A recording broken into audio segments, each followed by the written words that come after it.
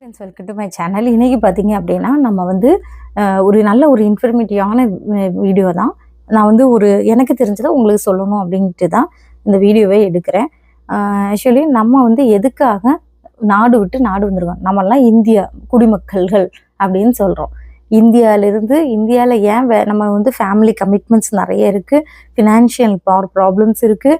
அப்புறம் பார்த்தீங்கன்னா நிறைய நமக்கு மாரல் சப்போர்ட்லாம் பார்த்தீங்கன்னா ஃபேமிலி கொடுத்துருப்பாங்க. நீங்கள் போயிட்டு நான் வீட்டில் இருந்துட்டேன், ஒன்று ஹஸ்பண்ட் வீட்டிலேருந்து பார்ப்பாங்க, அப்படி இல்லைனா ஹஸ்பண்ட் இங்கே வந்து வேலை பார்ப்பாங்க. அப்படி நிறைய சப்போர்ட்டோட நிறைய எதிர்ப்புகள்லாம் இருக்கும். அதையும் மீறி நம்ம வந்து வெளிநாட்டில் வந்து வேலை பார்க்குறோம், அப்படி தானே? நம்ம ஃபேமிலியை விட்டுட்டு எல்லாருக்கும். அப்போ நம்மளோட வெளிநாட்டில் இருந்தீங்கன்னா நம்மளோட சேஃபை பார்க்கணுமா வேண்டாமா? இப்போ நான் வந்து சொல்கிறேன் பார்த்துக்கோங்க. ஜிசிசி கண்ட்ரியில் நல்ல ஸ்ட்ரிக்டாக இந்த மாதம், அதாவது இந்த வீக் ஃபுல்லாகவே பார்த்தீங்கன்னா ஸ்ட்ரிக்டாக செக் பண்ணுறாங்க. அதாவது இப்போ வந்து பார்த்தீங்கன்னா ஃபார் எக்ஸாம்பிளுக்கு நம்ம ஊரில் வந்து ஆதார் கார்டுன்னு வச்சுக்கோங்களேன். ஆதார் கார்டு நான் என்ன பண்ணியிருப்பேன், இப்போ நான் வேறு ஊரில், இப்போ நாகர்கோயில்னு பார்த்துக்கோங்க, நாகர்கோயில் மார்த்தாண்டம். இப்போ நான் நாகர்கோயிலில் உள்ள அட்ரஸில் என்ன பண்ணியிருப்பேன், ஆதார் கார்டு எடுத்துருப்பேன். ஆனால் நான் இருக்குது எங்கே, மார்த்தாண்டத்தில் நான் தங்கியிருப்பேன். பட் அங்கே வந்து நம்ம பெருசாக மார்த்தாண்டத்தில் தங்கி இருந்தாலும், வாடகை வீட்டில் நம்ம இருந்தாலும் யாரும் ஒன்று வந்து சொல்ல போகிறதில்ல. ஆனால் அது இந்தியா, சரியா? நமக்கு சேஃப்டி, நம்ம ஊர் நம்ம நாடு, அதனால சேஃப்டி இருக்கும்.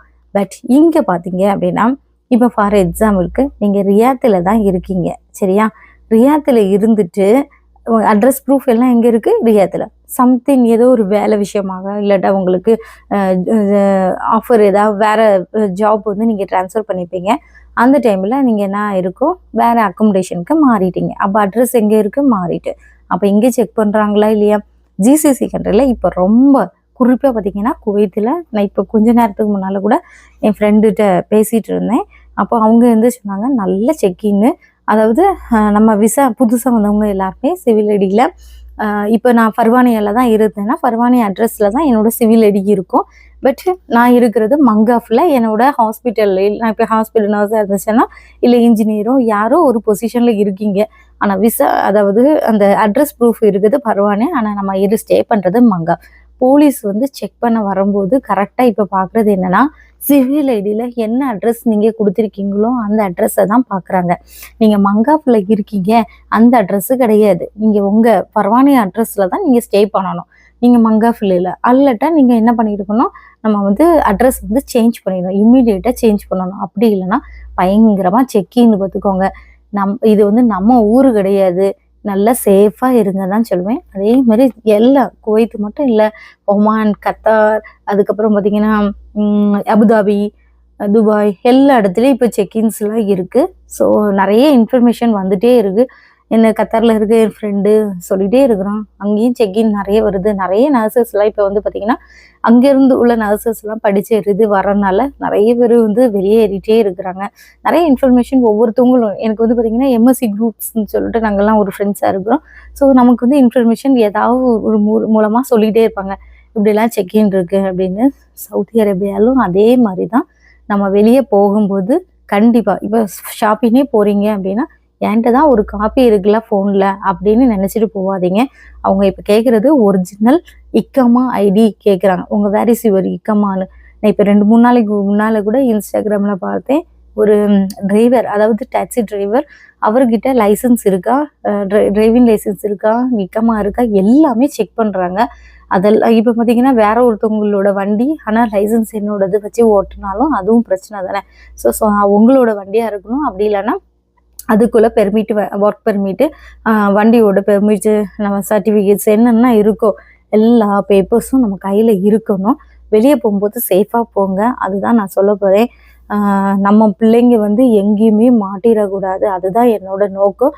யாரும் நம்ம தப்பே பண்ணியிருக்க மாட்டோம். தப்பே பண்ணாமல் நம்ம மாட்டும் போது சின்ன விஷயம், ஒரு இக்கமால் இல்லாட்டா இக்கமா ஐடி தீர்ந்து இருக்கலாம், எக்ஸ்பைரி ஆகி கூட இருந்திருப்பீங்க. அதெல்லாம் பாருங்கள் மக்களே. எக்ஸ்பைரி வந்து இப்போ பார்த்தீங்கன்னா அடுத்த மாதம், இப்போ எங்களை பொறுத்த வரைக்கும் பார்த்தீங்கன்னா 1 இயர் கான்ட்ராக்ட் அப்படின்னா கரெக்டாக 10 மாதத்துக்குள்ளே எனக்கு வந்து மெயிலில் வந்து எம்ஓஹெச் மெயிலில் வந்து மெசேஜ் வந்துகிட்டே இருக்கும்.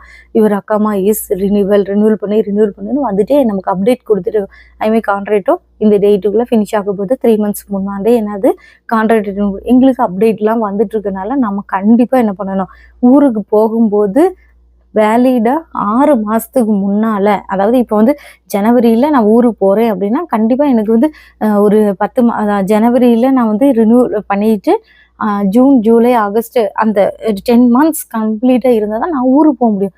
திருப்பி வரும்போது கரெக்டாக எனக்கு அந்த ப்ராசஸ் 6 மந்த் வந்து வேலிடி பீரியட் இருந்தால் தான் எனக்கு வர முடியும்.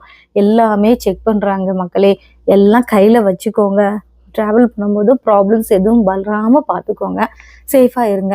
அவ்வளோதான். இப்போ நான் இன்ஃபர்மேஷன் தந்தது எதுக்கு அப்படின்னா, செக்கிங் நடந்துகிட்டே இருக்குது. ஸோ இக்கமா, சிவில் ஐடி, நீங்கள் ஒவ்வொரு ஊர்லேயும் ஒவ்வொரு மாதிரி சொல்கிறாங்க. இக்கமான்னு சொல்கிறாங்க. சில ஊரில் வந்து பார்த்தீங்கன்னா சிவில் ஐடி, குவைத்துலலாம் சிவில் ஐடி தான் சொல்லுவாங்க. இங்கே வந்து இக்கமான்னு சொல்லுவாங்க. So whatever it is, ID கார்டுன்னு நமக்குன்னு ஒரு கார்டு கொடுத்துருக்காங்க. எல்லாம் நம்மளோட நம்பரு, நம்மளோட ஊர் இந்தியனா, நம்மளோட பேர் என்ன, அப்பா பேர் என்ன, குரூப்பு என்ன படிச்சிருக்கோம், எல்லாமே என்ன விசாலேருந்து எல்லாமே அதில் இருக்குது பார்த்துக்கோங்க. கண்டிப்பாக வேலிடு விசாவாக, அதாவது வேலிடாக விசாவாக இருக்கணும், வேலிட் இக்கமாவாக இருக்கணும். காட்டும் போது எந்த ப்ராப்ளம்ஸும் வரக்கூடாது. ஃபைனே அடைக்கணும். ஃபைனெல்லாம் நீங்கள் 10,000 2,000 அப்படின்னு சொல்லிட்டு கொடுக்க முடியுமா? நம்ம நாட்டு காசுக்கு பார்த்தீங்கன்னா நம்மளுக்கு வரதே கஷ்டத்துக்குன்னு தான் வரோம். இங்கே இருந்துட்டு ஃபைன் அடைச்சிட்டு போக முடியுமா சொல்லுங்கள்? கொஞ்சம் சேஃபாக இருங்க, கேர்ஃபுல்லாக இருங்க, பிரெயினை ஷார்ப்பாக வச்சுக்கோங்க. ஓகேவா? இதேமாரி வேறு இன்ஃபர்மேட்டிவ் விஷயத்தோடு நான் வரேன். விசா இல்லை, இன்ஃபர்மேட்டிவ் விஷயத்தோடு நான் வந்து உங்களை வந்து பார்க்க வரேன். எனக்கு விசான்னு சொல்லி ஒரே விசாவாக தான் வந்துட்டுருக்கு. ஏன்னா நான் ஒன்றுனா பார்க்கும்போது கொஞ்சம் பயமாக இருக்குங்க. பக்குன்னு ஆகுது.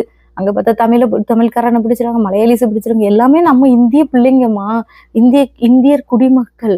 நீங்கள் எல்லாருமே எந்த ஸ்டேட்டாக இருங்க, எந்த லாங்குவேஜாக இருங்க, எல்லாருமே நம்ம பிள்ளைங்க, நம்ம பிரதர். அதாவது நம்ம தேசிய பற்றில சொல்லியிருக்காங்க எல்லாம். எல்லா குடிமக்களும் என்னோட பிரதர்ஸாகவும் சிஸ்டர்ஸாகவும் தான் நம்ம நினைக்கணும். எல்லாரும் நம்ம பிரதர் தான், எல்லாரும் நம்ம சிஸ்டர்ஸ் தான், எல்லாரும் நம்ம அம்மாமாருங்க தான், எல்லாரும் நம்ம அப்பா அம்மாருங்க. அப்படி நினைச்சோன்னா நாடு உருப்படும். அந்த ஒரு பயத்தில் தான் நான் வந்து இன்ஃபர்மேஷன் கொடுக்குறேன். ஸோ கேர்ஃபுல்லாக இருந்துக்கோங்க. இதுமாரி வேறு வீடியோஸோடு வந்து உங்களை வந்து பார்ப்பேன். Bye bye, take care.